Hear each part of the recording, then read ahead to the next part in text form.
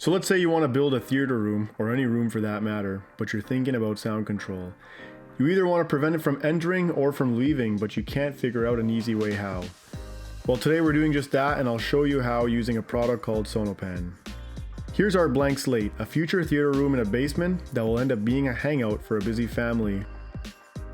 Let's start with the product we are using. It's called SONOpan, and it comes in 4x8 sheets that are 3/4 of an inch thick.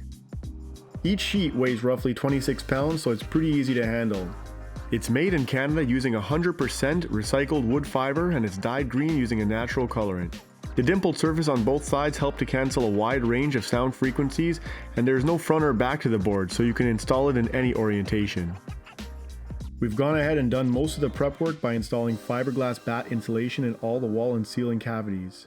You may notice we're missing a vapor barrier. That's because these are interior walls with the exception of one that was spray foamed. The fiberglass insulation only serves as an additional sound dampening medium to cut down on resonance within the stud cavity. Use the appropriate size of insulation for your wall thickness.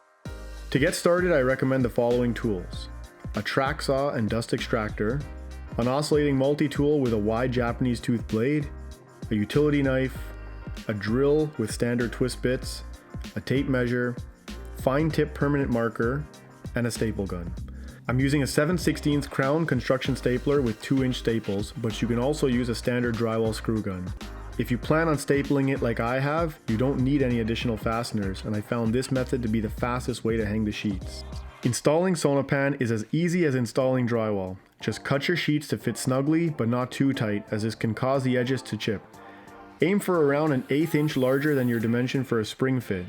I started with the ceiling, staggering boards, and then worked on the walls, standing up sheets. To cut sheets along their length and width, I'm using a track saw with a standard 48 tooth wood cutting blade. Your blade choice isn't really important here, as SONOpan is a soft material.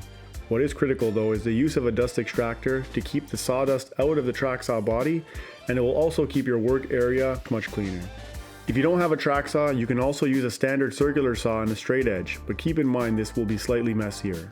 For rips, you can also cut sheets using a score method and utility knife, but you need a really sharp blade, and this is a little tougher and slower than using a track saw. Don't try to score and snap the material, as it can break unevenly.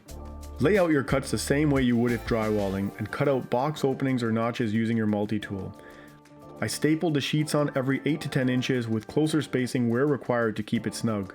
Sometimes insulation can push the board out a touch, so you'll need a few extra staples to push back. With the right tools, your installation should be smooth sailing. I was able to complete this room, which was around 35 sheets, in roughly 4 hours, as the majority of sheets required cutting before installation. SONOpan itself is a natural and safe product, but I do recommend you wear a respirator when cutting or handling any type of insulation or any type of material. It's always good to play it safe.